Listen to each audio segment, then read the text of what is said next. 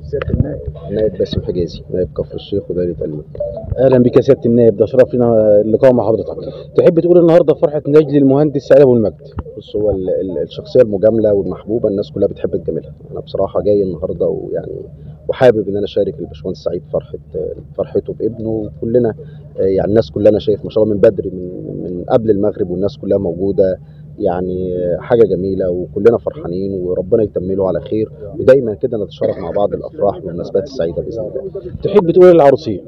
ربنا يتمم لهم على خير ويكتب لهم حياة زوجية سعيدة ويقدروا يقابلوا بقى التحديات اللي احنا بنعيشها اليومين دول. ربنا يكتب لهم الخير ان شاء الله يا رب. تحب تقول ايه برضه كلمه اخيره كده لكل دائرتك اللي بيحبوك؟ تحب تقول لهم ايه؟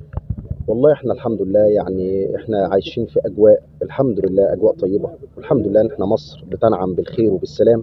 مهما حصل من صعوبات ومهما احنا بنقارن نفسنا بغيرنا، بنلاقي نفسنا بنقول الحمد لله على ما احنا فيه. الحمد لله على اللي احنا فيه. قدامنا تحديات كبيرة جدا، بس في الاخر يكفي ان احنا بنعيش بامان وسلام، وان شاء الله القادم افضل.